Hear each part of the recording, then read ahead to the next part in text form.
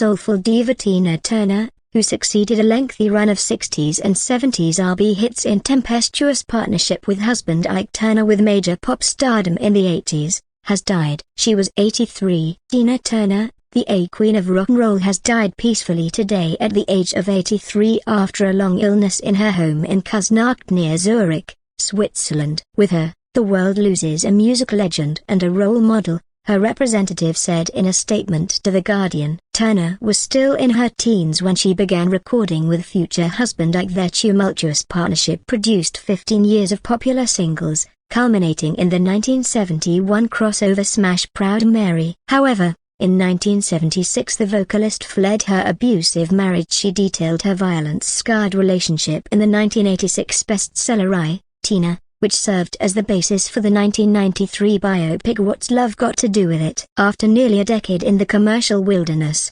Turner ascended to the pinnacle of pop fame with a 1984 Capitol Records album Private Dancer. The collection, which spawned a trio of top 10 pop hits, sold 5 million copies and garnered 4 Grammy Awards. Though she never matched that breakthrough solo success, she recorded and toured profitably until her retirement in 2000. Raw-voiced, leggy, peripatetic and provocative on stage, the magnetic Turner segued effortlessly into big-screen roles, appearing as the Acid Queen in Ken Russell's 1975 adaptation of The Who's rock opera Tommy and as villainous anti-entity in George Miller's action sequel Mad Max Beyond Thunderdome. She sang the title song, penned by Bono and The Edge of U2, for the 1995 James Bond pick GoldenEye. The winner of 8 Grammys, Turner was a 1991 Rock and Roll Hall of Fame inductee, and was recognized at the 2005 Kennedy Center Honors for her career achievements.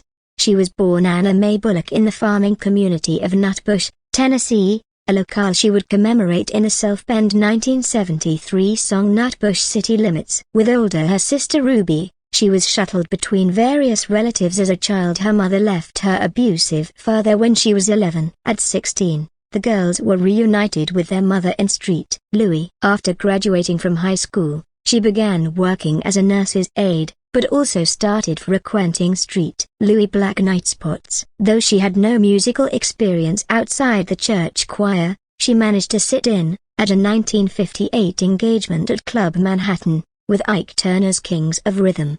Turner, already a veteran guitarist, keyboardist, bandleader and indie label A.R. Man A, was impressed enough to give the neophyte musician a spot as a backup singer, billed as Little Ann, in his group. She soon became involved with Kings of Rhythm saxophonist Raymond Hill, and bore him a son, also named Raymond, at 19. In 1960, after vocalist Art Lassiter failed to show up for a recording session, she was drafted to take the lead on a new Turner-penned song, A Fool in Love. The tape found its way to Juggy Murray, president of the indie R&B label Sue Records. At Murray's suggestion, Ike Turner rechristened his newly minted lead vocalist Tina Turner. She bore Turner's son Ronald that same year, but the musicians would not wed until 1962. A Fool in Love rose to number 2 on the R&B chart, and scratched number 27 on the pop singles list. Several other major R&B singles followed on Sue: I Idolize You, number 5, 1960, It's Gonna Work Out Fine, number 2, and also number 14 Pop, 1961, Poor Fool, number 4, 1961, and Tra-La-La-La-La, number 9, 1962.